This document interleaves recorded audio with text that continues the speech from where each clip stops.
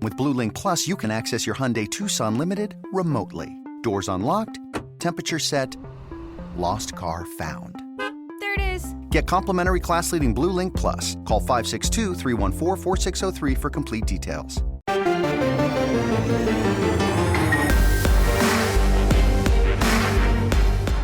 Welcome to the PowerCat Podcast, GoPowerCat.com's Kansas State Athletics Show.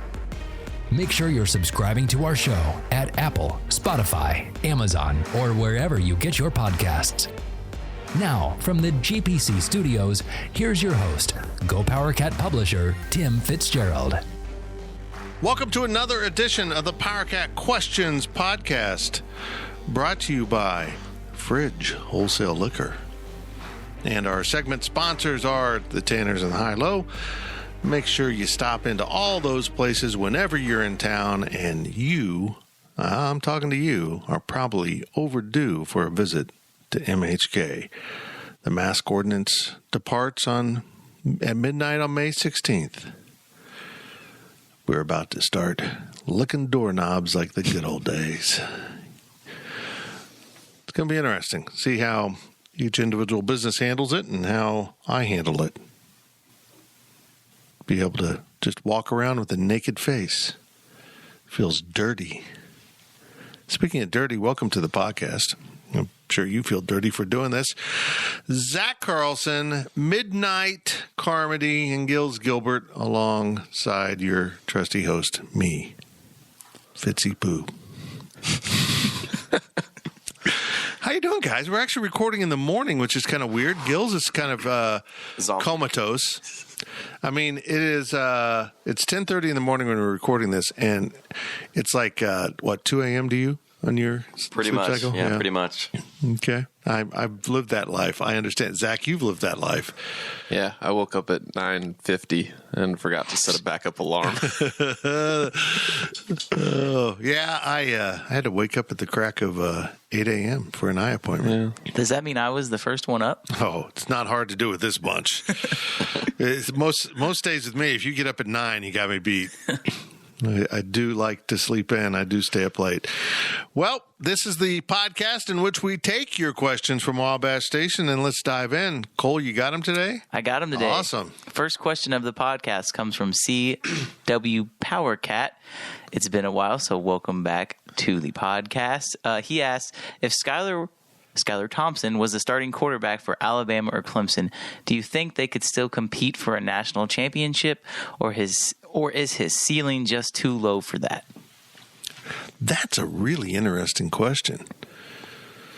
What does CW stand for? You think that's his initials? I'm like, this is my favorite part of the podcast. Just guessing. Yeah. Could be his rap name, like Chronic Wafer. Don't know. That's a great question because you put those kind of weapons around him. What's he become? What's he look like? I think my ongoing issue with Skylar, and I hope he advances through this, is his progressions. And, even with an Alabama, your first receiver isn't always open. Your second receiver probably is, but do you get to him? I mean, do you move through those progressions? Something he needs to work on. I would imagine he would see a little bit less pressure with an Alabama, Clemson offensive line. But then again, there's pretty good, if you're in those conferences, if you're particularly Alabama, you're going up against NFL defensive linemen all the time. Oh, guys, what do you think? I don't really know what to do with this question. I say no to Clemson because if you look at their quarterbacks, you have Trevor Lawrence and then you have Deshaun Watson, who both, back-to-back put in the league. You look at Alabama. They weren't bad. Those guys weren't bad. They were not bad. You look at Alabama, though. Outside of Tua and outside of Jalen Hurts, who does Alabama have as a quarterback that they've put in the league? Mac Jones. I mean, Mac Jones, I think he's going to be like Greg McElroy or whoever else. They might play for a couple of years and then become a backup and kind of just fall away and they show up on ESPN. So at the very least, I think that Skylar could fit into an Alabama system a little better because he's going to have those tools around him. And at least with Clemson, part of the tools, at least with Clemson being successful, is you've had a good quarterback. Yeah. At least at Alabama, you can be the best quarterback at Alabama and just kind of be kind of anonymous because of the rest of the guys that are on the team. I agree. I think a lot of it too, you have to look at, you have to do the exercise reversed. So if Mac Jones was playing for K-State, I'm not going to say this year, we'll say the year previous, when Skyler was actually playing and healthy, K-State went 8-4. Do you think Mac Jones would have a better record than 8-4 with the roster that K-State had in 2019? Or do you think that he would lead them to a better record than 8-4? I think if you want to look at it like that, for me, if Mac Jones is on that team, I don't know if K-State's any better than 8-4. So if you put Skylar Thompson on Alabama's, I agree with you, Zach. I think he would have a chance to succeed. But another thing is he even good enough to start at either one of those two schools if they're even? Let's pretend like he is, or like that he would be. Would he have success? Really interesting question to reverse it, Gills, because how much of the greatness of a Mac Jones in college is because he had so many tools? He had a great offensive line. He had a proven system. He had an awesome defense to get him the ball back. Everything's okay. There's not a lot of challenges to that beyond the occasional blitzer or confusing coverage. And a quarterback, honestly, at Kansas State or even a lesser program deals with so much noise and physical abuse from the opposing team that it can make you a lesser player when you're actually the same player. Yeah, I mean, I don't see much difference between Skyler and Mac Jones. I know we talked about his shirtless picture that, look, I mean, I don't think they're that much different. I think if Jones came here and played at K-State, maybe another win. That's about all I'd give him. I mean, same thing for Skyler going there. They'd probably go 10-2 or 11-1 or whatever. Here's a different spin on this theory. I feel like Mac Jones, being the quarterback at Alabama, looking like he does, is a bigger man in Tuscaloosa than he would be in Manhattan. People in Manhattan would make fun of him. Man, you look like you got the dad bod. You might be beyond a dad bod with that thing. I mean, that's grandpa bod almost. It was just ridiculous. Next question comes from Itam Bibi. Borrowing and changing the title line from Wally, if you can change one history of K-State athletics, what would that be other than Michael Bishop's fumble? I assume it means like one play, actual history. Or one game. I'll change the history that we haven't won a national championship in football. That's what the question is, but... Yeah, I mean... The Baylor game.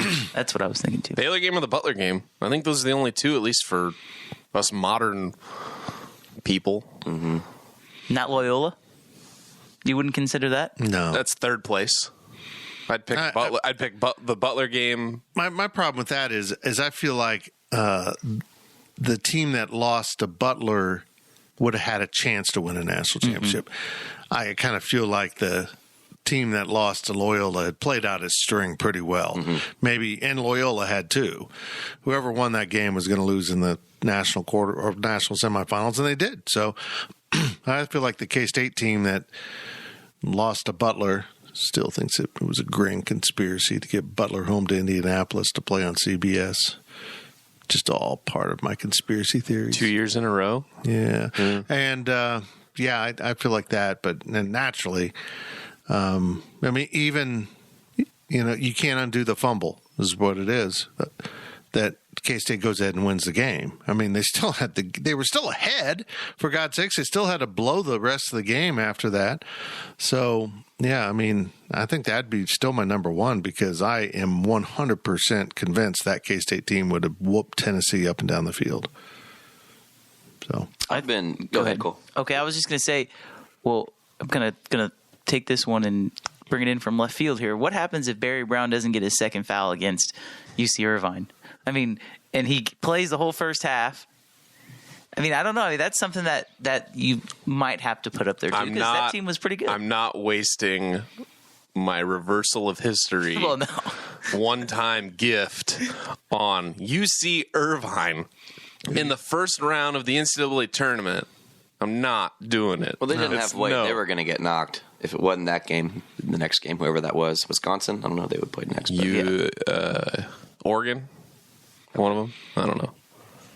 I'm a bigger basketball fan, so I have the LaSalle game. If Angel Rodriguez doesn't go into the corner and do what he did, and then the Xavier game, if we don't go to overtime, what if the refs just call a foul on the 2-point shot and K-State wins by 1? and they don't have to play an extra 10 minutes up in the altitude. It's a big difference. Yeah, Well, that's a good point there. But they still won the game. They did, but they were exhausted. They were exhausted.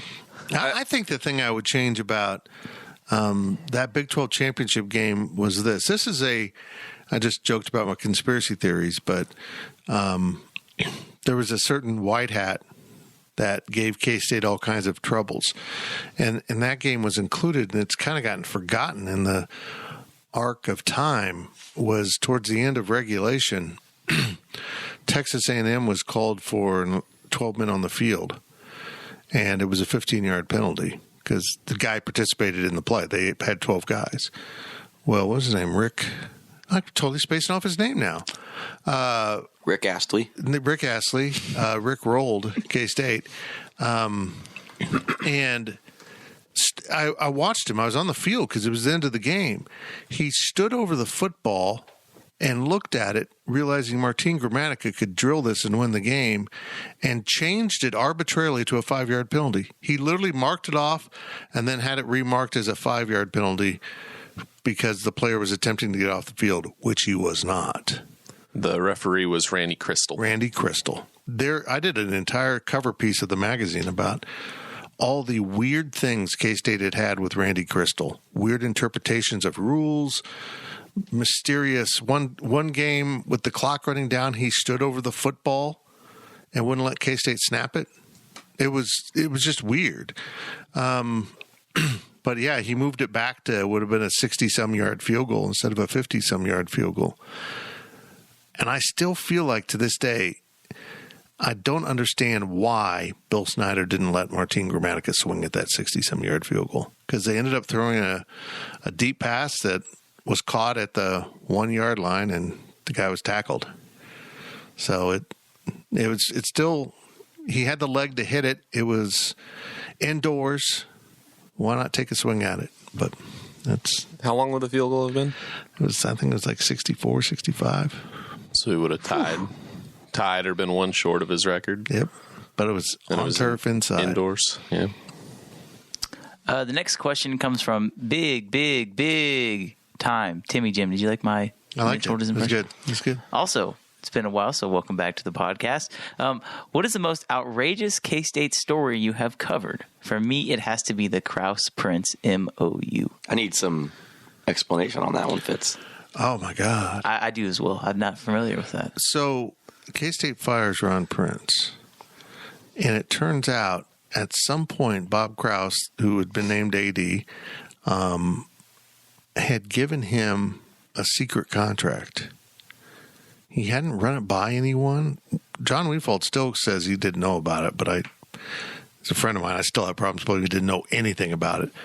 But sure enough, after they fired Prince and Krause was gone, Jim Epps, the acting AD, who had to have been in on the contract negotiation too, because he was in charge of that kind of thing, found it in a drawer. And of course, Prince's lawyers had it. So K-State was on hook for millions and millions of extra dollars. Just ADing at its worst. What a mess. Was there ever any because I've seen the documentary of when they hired Bill Snyder originally, which is awesome. I loved watching that, especially for somebody who's not super familiar with K-State football. That if you watch that, I feel like you kind of at least have an idea How bad it was. I mean, you were around in that time period. Was there ever, if they didn't hire Bill Snyder, was there ever anybody else originally that was they thought of? They looked at some other guys. I think Jack McNell, who was an older coach back then, they looked at him, and I mean, they were going to hire one more coach, and it just happened to be the right guy. Yeah, and Jim Epps, again, that's who found, literally, this is pre-internet. He's literally sitting in his office flipping through media guides, just looking. What we would do now, going through coaching staffs online, he's flipping through media guides and comes to the Iowa media guide and says, well, this guy's been there a long time. I wonder what his story is. And that's literally how it happened. He found him in a media guide. So, yeah, other things that change, I don't know. I mean, that thing was crazy. One that sticks out with me, I didn't actually cover it, but was the Larry Travis firing of Jim Dickey. And that my first Kansas State 10 list that appeared on the website today brings that one back. I mean, Coach Dickey had a few years before taken K-State to its first bowl, and the Wildcats, had kind of backed up. They weren't as good. But he stood there, he paced the fourth quarter back and forth on the hill. There's now seats there, but on the hill leading into the locker room, just visible to everyone in the stands. He's pacing back and forth in the middle of this game that he's going to fire the coach. It was just tacky. It was so tacky because Jim Dickey was a really good guy. And I do wonder if Jim Dickey had had the financial support that Bill Snyder demanded and got, where, what would have happened? He wasn't a Bill Snyder, but I think he would have won more. He did get him to a bowl with some of the worst facilities in college football. I don't know. Zach, you got anything? At least for me, covering probably the other dude at the thing after the OU loss with Bruce Weber. Oh, it's funny. That was the funniest thing. What? So K-State, it was back in 2017. So K-State gets its butt kicked down in Norman by the Sooners. Keep in mind, I'm calling for coach's firing. Yeah, it's really close to being time. And I remember Riley and we were there, and for whatever reason, John Curry was not there. He was almost gone, about to leave for Tennessee, but he hadn't yet. But Laird Veach was there, and he was kind of doing the pacing around. We're like, afterwards, and no players have come out, no coaches have come out. We're like, what's going on? Something's up. It just seems weird. And then Tom comes out and he tells us, so it's just going to be Bruce. The players don't want to talk to you. I remember Kellis asking, he was like, is that their decision or your decision? It was like, that's their decision that they're not going to talk to you. And then Bruce comes out and, nothing happened. It was a normal press conference, but Kellis asked some hard question, I guess, or I don't know what, and then Bruce is like, the only people that ask anything is you and the other guy at the thing. Other dude at the thing. Which was Fritch. Because he had asked... Fritchen, he doesn't ask opinion questions. He asks his statistical questions. Mm-hmm. So he brought up some stats. I don't even remember what they were, but they were unflattering. And Bruce was offended by the stats.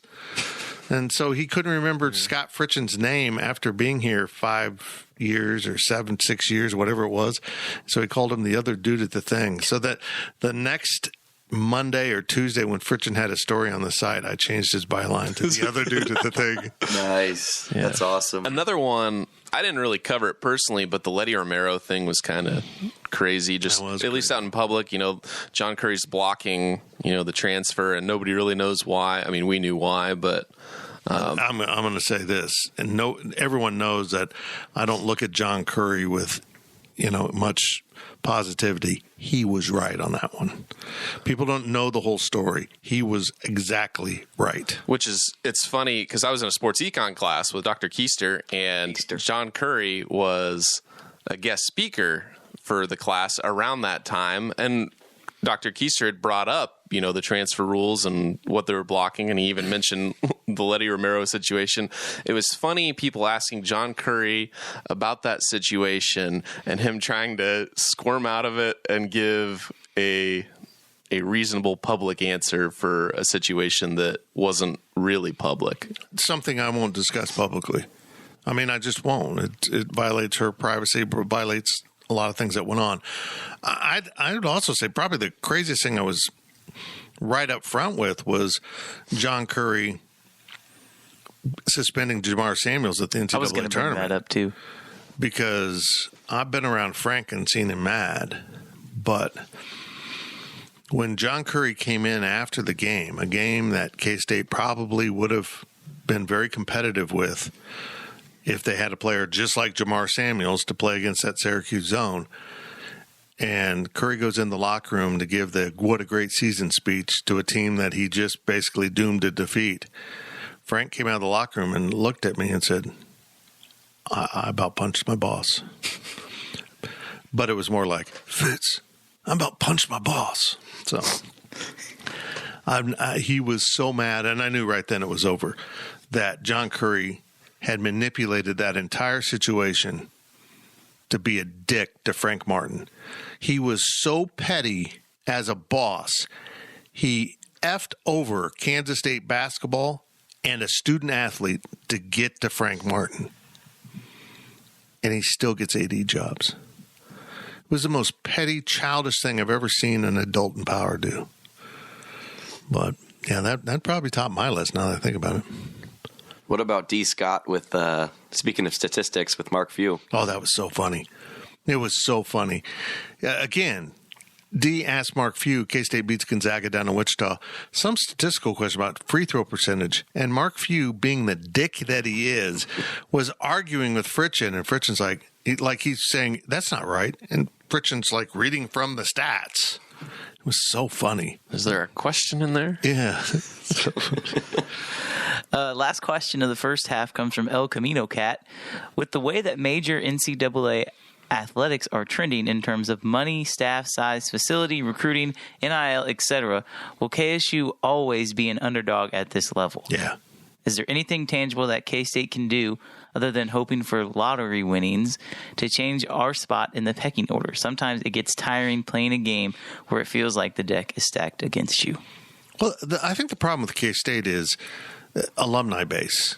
I mean, you look around the landscape of college athletics, Kansas State's the same size as Missouri State and Colorado State, but it's playing at the Power 5 level. So it doesn't have the huge national fan base. It doesn't have the medical school, law school type donors. And it doesn't have a national name. I mean, you know, even like Duke, a really small school, I mean, they sell so much stuff. They have such a national following. It's just hard to be Kansas State and compete. Now, could K-State over a course of time develop national fan base? Look, it was happening in the early Bill Snyder era. I mean, early, after, 97, 98. Michael Bishop was a national brand, and people knew K-State because of him, and Al Robertson kind of followed that. So there was something cool going on that came to a screeching halt in 04, 05 in Ron Prince. And then Bill Snyder's first year really was a 6-year. You do 6 years of being off the front page, you're toast. I mean, you got to rebuild unless you're in Nebraska or something. So, yeah, they just don't have the national brand, national following, and the huge, wealthy fan base to sustain greatness. According to NCAA Football 2012, I can be the head coach of K-State and win national championships. So if that can happen. That sounds like sounds like a coding error. I don't see why they can't. I mean, if you win 10, 11 games a year, you can get to that level. You just got to do it, Yeah. I mean, it's just really, really hard to sustain it when you don't have the recruiting base, like a Texas or an Oklahoma has. I guess that's the real question is Iowa State right now. I mean, they've had some success for the last 3 to 4 years. If that's what they want to be, are they going to be able to continue to have 9, 10 win seasons? And I think, the average fan across the country would say, I don't look at Iowa State as a national power. And so, I mean, if they continue to do it for 4 or 5 more years, then sure. But I mean, that's kind of the model that K-State has to build right now. I think I've said it before, but look at Clemson. Clemson was nobody, 10, 15 years ago. And look what Dabo's been able to do since, he took over in the mid 2000s. So, I think it would take some time. It's probably going to take 10 years of success under Kleiman to finally get up to kind of what Clemson is. Because I'd call Clemson probably a national brand. You get star players like Deshaun Watson and Trevor Lawrence. But they were never – I'm trying to think who to compare them to. They would be almost as if Texas A&M started winning. I mean, they were more of a national brand. They had success under, I think, Danny Ford. God, how did I pull that out? Yeah. If that's wrong, nobody correct me. I feel good about it. But they've had some success through their history, and they have a big tradition and a big following. I mean, South Carolina might be the state school like the K-State of South Carolina, but there's a lot more population there. I don't know. Iowa State's got a long ways to go. They're celebrating a 9-win season while Bill Snyder won 11 4 years in a row. So with one less game on the schedule. Iowa State needs to make New Year's 6 games year after year. Did they even make one this year? Yeah, they did this year. Oh, they made the Fiesta Bowl. Did they win it? Yeah, I think so. I believe so. Okay. Yes. I don't see Iowa State. I mean, do you guys really think the Big 12 can have two teams like that? I think it's kind of Oklahoma's conference, and then Texas can be behind them. I don't see Iowa State ever getting there. As a national brand, no. I don't see them doing that. But I think that there's room at the table, especially if Texas is just going to be Texas. I mean, Texas isn't back. Texas is 8-4. Texas right now is what K-State is hoping to be this year, and at least a baseline of success for the future. But Texas isn't a 10-2 team year after year, unfortunately, like they were in the days. But that's also a good thing for K-State because there's room at the table. Yeah. I mean, Oklahoma State's been flirting with that. Not quite able to get over the hump. K-State can get back. What they don't need, it's kind of ironic, what they don't need is Texas getting good again, really good again, or, whatever, however you want to define that. But they need them really good to define the brand of the Big 12. So it's kind of like that's one of the loopholes with national perception. Is Texas and Oklahoma can be really good teams, but if they both lose to K-State, were they really good? They lost to K-State. So the Big 12 must not be very good. That's the game they play, and that's why I want to see the playoffs expanded. I wouldn't mind OU and Texas swapping. Yeah. No, that's a good point. Like, Texas becomes the OU, and OU needs to get back. Lincoln Riley goes off 8-4, 7-5. Yeah. No, I think you're right. You have to understand that part of Bill Snyder's rise at Kansas State was putting his boot on the shoulder of Oklahoma and climbing over a struggling Oklahoma program in the standings. And, that was a huge part of it. You just got to start picking teams off. And he started, he ran into Nebraska at the top of the standings, and it got very difficult. But he finally got past that, too. So you just got to keep climbing over teams. And that's where I wonder where Iowa State's going to end up if they're going to be able to do that on a consistent basis. Is that it for the first half? That's it. We will be back right after this with more of your questions from Wabash Station. This is the PowerCat Questions Podcast, sponsored by Fridge Wholesale Liquor. GoPowerCat.com's PowerCat Podcast continues after this short break.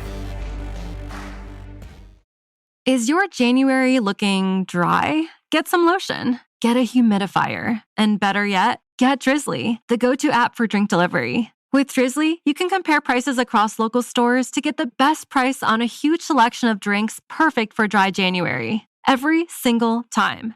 Non-alcoholic wines? Have a look. Ready-made mocktails? Grab a straw and order them up. Beer without the alcohol? Yep, take your pick. You can find all of them here, in the app, in that phone that's in your hand. Could it be any simpler? Nope, not a chance. So shop for great deals on all your dry January beverages or other drinks and get them delivered to your door or blanket fort, maybe. Download the Drizzly app or go to drizzly.com. That's DRIZLY.com. Must be 21 plus, not available in all locations. And don't forget to lotion up your elbows. They're looking a little dry.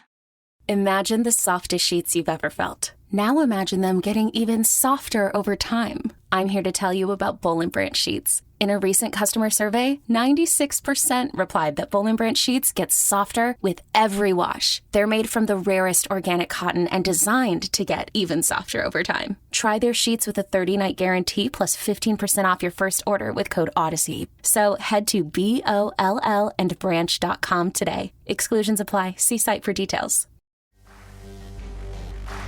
Welcome back to the PowerCat Podcast. Now, let's return to the GPC studios. Welcome back to the PowerCat Questions Podcast, brought to you by Fridge Wholesale Liquor. We just took a little break in the middle to listen to Pete Hughes. It was interesting. Him talking about that half inning that lasted an hour, and he never seen anything like that, been through anything like that. Man, it was like that was a nightmare for a baseball manager. How many runs? 17? 17 runs. But he's right. It's one loss. Let's move forward as we're sponsored by the Fridge Wholesale Liquor and our segment sponsors, Tanner's and the High-Low. And now your questions from Wabash Station. Cole, take over. First one of the second half comes from El Camino Cat. Who was the best recruiter K-State has ever had? Venables, Stoops, Delonte Hill, other. God, he asks good questions. El Camino keep making me think. I don't really have an answer for this. It'd be all you probably. I don't know if you want to put Delonte on that list because he really had like one flurry. You got Bill and Michael both? You got Mike. Not Bill. Bill was Hugs. Okay. Yeah. And Mike, I mean, Hugs played a role in Mike too, but Delonte was kind of a package deal, AAU thing. The way you got to do it. Delonte is a great recruiter. Yeah, you got to go back to those old, I think Stoops and Levitt back in the day. I mean, they were just tearing it up, particularly on the defensive side. It's so funny. People think of K-State football and they think of the Bill Snyder offenses. This program was built with defense, man. They were so good. And Jim Levitt going into Florida and bringing out Mario Smith and guys like that just really redefined K-State football. And it's kind of sad to me that you don't see them back in Florida more because they had a pretty good pipeline coming out of Florida of a bunch of good players. But, yeah, those two were a pretty dynamic force. And then Venables comes along as a really good recruiter too. But, yeah, I was less connected to those early days of recruiting because I didn't start publishing a magazine for the Wichita Eagle till 95, so I wasn't quite following recruiting, but you can look at the roster where guys were coming from. I mean, just the fact that Bob Stoops went back to Youngstown, Ohio, and at the last minute got Jamie Mendez to come in and play, and he's now on the Ring of Honor. I mean, that just tells you how good they were at identifying talent. That dude could flat out play. What about, I'm going to reword this question a little bit. Who is the best recruiter K-State has right now? Golly. It's got to be Southwell, in my opinion. I would say Van Malone, personally. Both of them. Football's losing. They're losing. Yeah, But Van Malone's not Kansas. Yeah, he's not handling Kansas as much. Yeah, I don't know. I'm too close to the trees right now. There's nobody that just is absolutely dominating. But what Shane did with basketball. Impressive. Shane having attachments to 3 of the 5 guys they signed is exactly what they need from the young coach, the recruiter. It's kind of what they've been missing. They really didn't have that. When they had Brad Korn on the staff, they didn't really have a young, dynamic recruiter out there. So, yeah, it's really helped. And I love that Shane understands that's his role. That's what he can contribute the most. Go get some dudes. Because at the end of the day, like the cliche says, it's about the Jimmies and the Joes. And if you don't have enough of those, you're going to lose football, basketball, baseball. Doesn't matter. You can only overcome so much with coaching and development. Yeah, it's got to be Shane. I really have no clue on football. Football's just a little muddled because there's so many of them, and there's not like Deuce Vaughn's a Van Malone guy, right? Yeah, that's not. I mean, you could say he's the best. I would agree, probably current athlete at K-State, and I mean, if that's all Van Malone, then I would say he's probably. Well, when you say current athlete, now that Gills isn't in school, right, that's right. Have you graduated yet? Technically, nope. I have 4 days. You got classes still? Yeah, I got a. Okay, so he's still the best athlete. Yeah. Okay, yeah. Next question comes from Idam Bibi. Did I say that right? Yeah, good enough. You're doing good. Don't second guess yourself. Yeah, don't doubt yourself. Don't pull a Gilbert. Sticking with the coaches theme, which former football or basketball assistant coach do you want to see in the current staff? Brett Underwood. Yeah. Do it, didn't you? He's not wrong. Bob Stoops. That is a great question. Oh boy, football.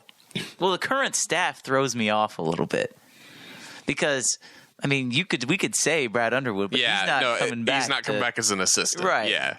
These are jokes, Cole. Joe Bob. I think former player Daryl Wyatt, who a lot of people don't know, but he's been a prominent recruiter at a number of schools, including Kansas for Mangino, and he's never made his way back to K-State to coach. I think there might have been a window to have him this year, but it didn't work out. It's so hard. What about Michael Bishop? He's a head coach in Texas now, right? Yeah. He never coached at K-State, right? But yeah. It's hard. This is a tough one, man. I'll say AB3. Just look what he did this year. Bring him back. Yeah. He got some success. That's true. Yeah, I do wonder about that. If Scott Drew ever got lured away, if he would come back as an associate head coach. I don't know. That's good. I'll be curious to see. Didn't Jake Waters move to Iowa State now? I think. Is he there with wide receivers, tight ends? I think. Yeah. That's interesting for sure. I'm going to keep an eye on his career because I think a lot of Jake. Well, Nathan Shieldhouse from quarterback at Illinois who went to Rockhurst High School, he's like their main recruiter, at least in the Kansas City area. So I don't think he's definitely necessarily a K-State guy, but if you could kind of lure him back home, I mean, that would be a pretty big... To the area? Yeah, to the area. He is senior quality control on offense, so he's not a position coach. Okay.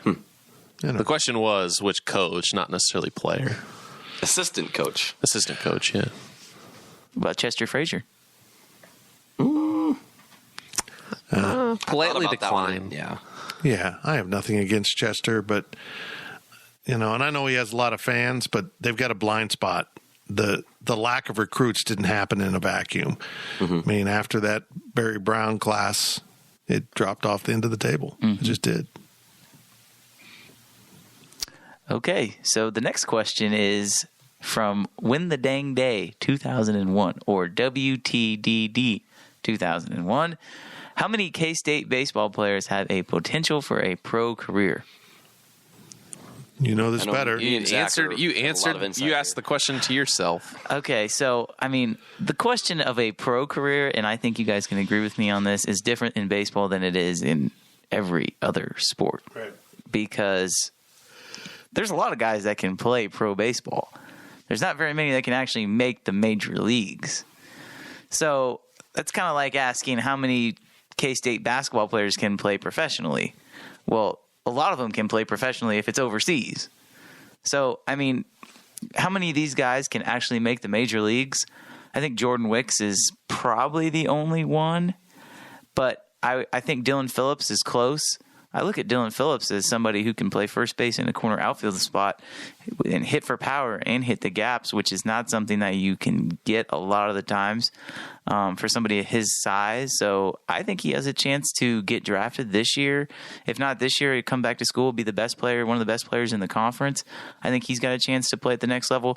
And him and Zach Kokoska are the two guys that I look at right now as the position players that can play professionally. But, I mean, Nick Goodwin could get there eventually. He's just a freshman, so he's got some time. But, man, I don't know. This is kind of a hard question because after this weekend, they don't look like they even deserve to be in the Big 12. That was bad. Yeah, and I'm a little worried about Wicks. I don't think he's having the kind of outings you would expect for someone of his stature on draft boards. I'm afraid we're going to see him slip a little bit. But, scouts see other things. Like Cade Cunningham, I thought was a really good player, and I saw him do some incredible things, but I saw him coast so much, I have alarm bells about him, but everyone seems to be, he's the number one guy. And I'm like, really? Really? There's some other dudes out there that are pretty good. So I'll be curious to see how that plays out, but Jordan Wicks is still being projected as a first-round pick, which would be huge for the program.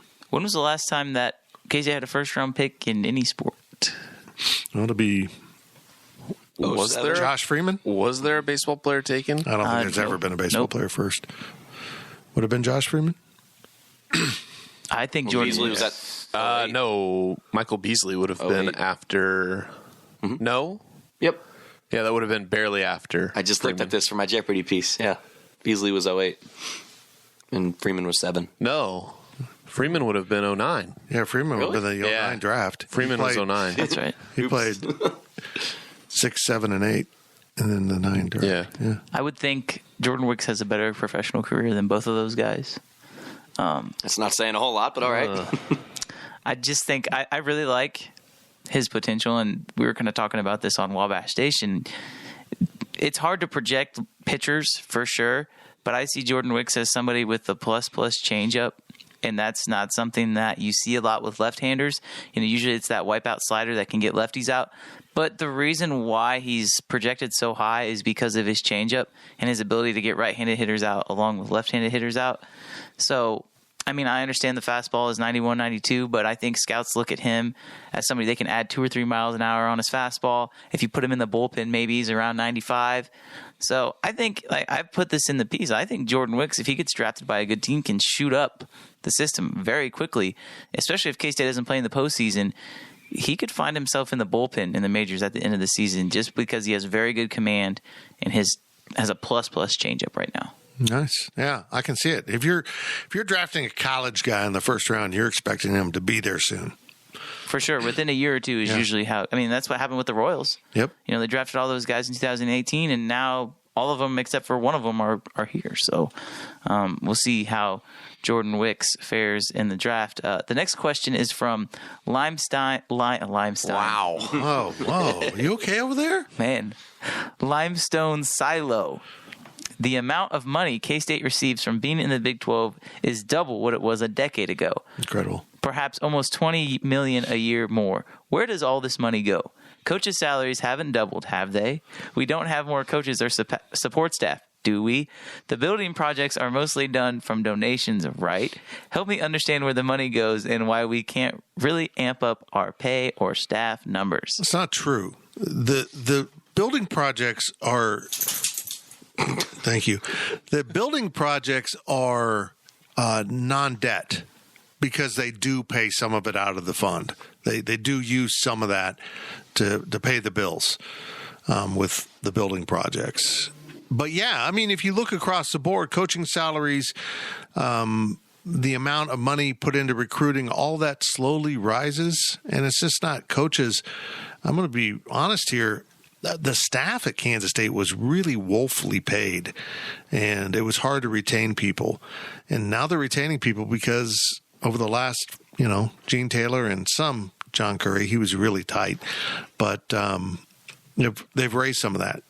And, yeah, but you're right. $20 million is a huge chunk. But you just all the inflation, the cost of everything goes up, like getting the police to work the streets for the games, and everything goes up. There's such creep in a budget that it's really difficult to stay on top of it. But yeah, they do use some of that money, the Big 12 money, into the building to supplement the donations. I mean, they need the cash on hand. The donations are pledges, so they need the cash on hand to start projects. 10 years ago, they didn't have a television production and broadcast Very thing. true. That is a big chunk. Add in those staff. I mean, there's certainly more development staff, more, jobs. They may not be terribly high paying, but there's more support staff, maybe not just directly for sports, but for athletics as a whole.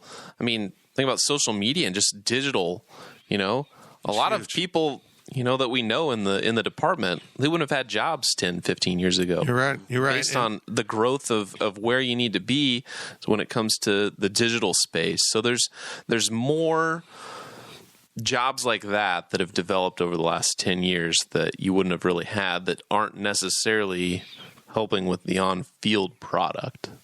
But they help with the fan experience. And the ramifications of that is now there's a larger staff for a guy like Kenny Lanou, who's moved up to I think he's a senior associate AD now, which is incredible. I've watched him go from a assistant SID all the way to a couple steps from the top.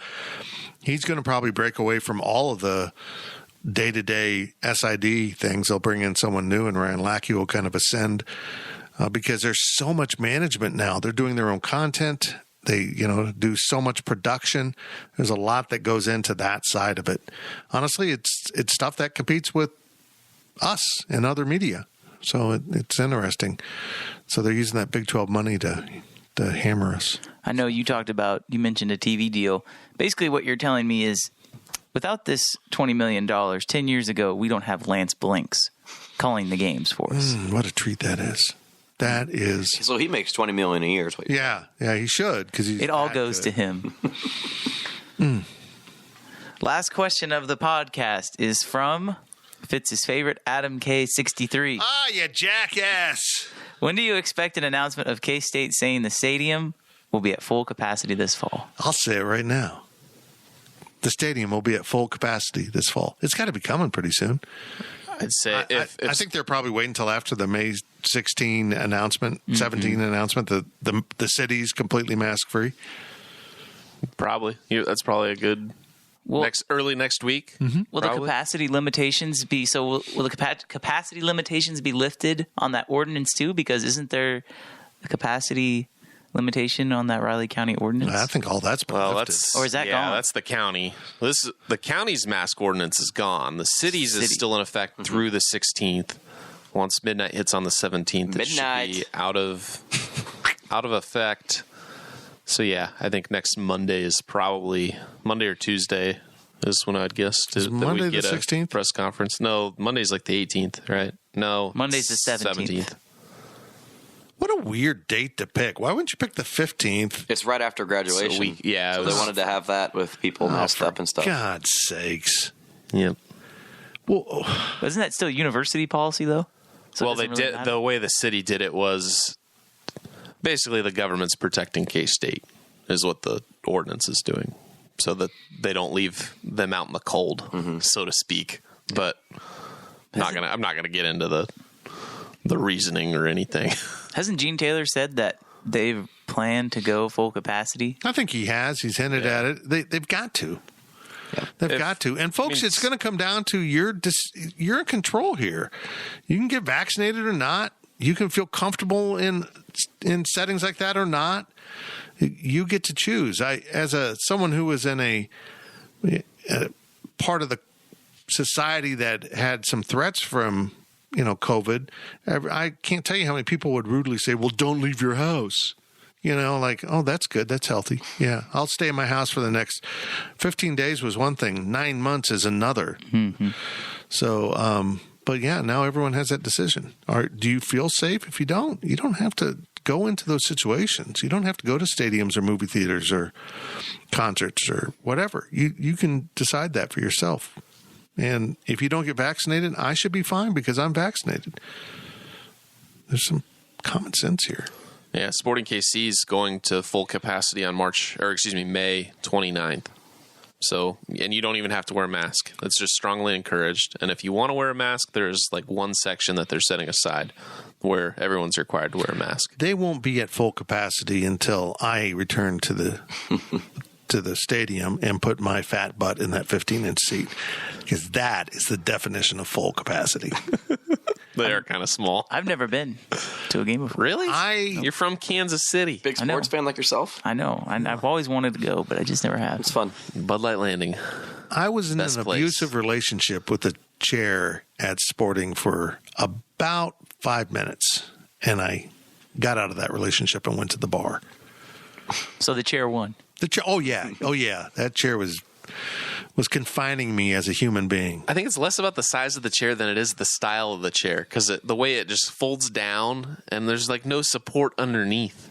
Like it just kind of, you sit in it and you're like, even me at 200 something pounds, just kind of like, seems risky. It wasn't fun. I want to get your guys' opinion on this. Do you think people are still going to come out in droves for games like I don't know. they used to before? I think it'll take it. Oh, wait. No, I'm actually... You've never heard droves? Drove? Large numbers. Oh, no, that is way over my head. Okay. Good word. I like that. I'll use that more often. I don't know. That's a big question. I just had my first speaking engagement since my diagnosis, so 3 years. And that was, one of the questions I fielded. And I'm like, that is the concern of anyone who hosts sporting events, movies, theater, concerts, church. Will we return to our old habits and start going back to all these things? Or did these break those habits? And maybe it's not about safety or the COVID or anything else. It's about, hey, it was kind of nice sitting at home watching on a 70-inch TV. Wish I had a 70-inch TV. Hey, everyone, my wife won't let me have a 70-inch TV. Does that mean I'm in an abusive relationship? I have one. Oh, I have a 75-inch TV. The kid over here has a 75-inch TV. Gills has a 42-inch TV, right? Well, Gills will have a 75-inch TV in August. So We got a lot of inches. You get a lot of TVs given to you. I've noticed this. It's a blessing. Actually, is the one I give you 50? I can go home and measure it. Nah, it's let's not get into measuring stuff. I I don't know what people will do. And I'm ready to get back to doing stuff. That's why I'm vaccinated. And we'll see if people show up in the stands. I can tell you this, though, Zach. If any of the road venues require a mask, buddy, I'm out. I'm not going to wear a mask in a press box. Do you think I feel good in the Big 12. Like Pac-12? I was going to ask, like Pac-12, like think they're going to have full capacity? No, not California. I don't think they're going to even have to announce it. Even if there wasn't restrictions, they're not going to be full capacity because it's the Pac-12. Well, then you get what about the Big Ten? I mean, they didn't have any fans this year. No, the Big Ten will be full capacity. Yeah, they'll get there. I mean, the Pac-12, what I'm saying is nobody cares about Pac-12 football. Right. The SEC will not only have full capacity, they'll encourage you to lick your neighbor's face. Just lean over and spread those germs. Yeah, Pac-12, I can see some Pac-12 schools not having any capacity still. I can still see it. California? Oh, it's going to be a mess. It's going to be really interesting. I think Cal and Stanford might be the only two that I could think that wouldn't. The Dodgers, Angels, A's, Giants, they're all having fans. And it's not that less than the other teams in Major League Baseball. Yeah, you're right. But I don't know if they will add fans as quickly as the other teams have. So it'll be interesting. Back to your point, though, about people getting back into habits. I think it's going to take a lot of, re-winning business. And, when you think back to pre-pandemic, you're going to the stadium and you got to pay, $8 for a hot dog or $12 for a beer or whatever. I think there's going to be somewhat of a market correction to the fan experience of, hey, we want you here and we won't gouge you like we used to. So you come and spend money, because some money is better than no money. I'll be honest. We're going to examine how we cover games. How important is the actual game coverage to a fan? Or is that something that they just know they have? They see the highlights. They've been at the game. They watched on TV. Is it that important to have these recaps? So it's something we're going to be looking at over the summer. How much do we need to put into traveling to games? We're certainly never going to do it like we used to, travel heavy with 4 or 5 people. I mean, when we had a magazine, we needed the photos, and there was a lot of things that went into it. But yeah, everything's changed. The pandemic's going to change a lot of things. It'll be fascinating, Adam, to look back 5 years from now and see what all changed. Well, half of us will be zombies. I don't know which half, but according to everyone, we'll either be zombies one way or the other. Thank you for listening to the PowerCat Podcast. Make sure you're subscribing to our show at Apple, Spotify, Amazon, or wherever you get your podcasts. PowerCat Podcast, all rights reserved, gopowercat.com.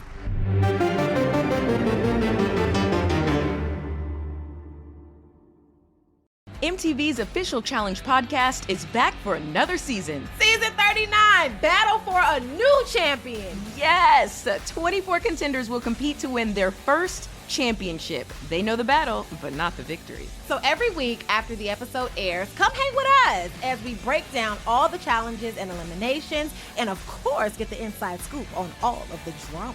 Listen to MTV's official challenge podcast wherever you get your podcasts.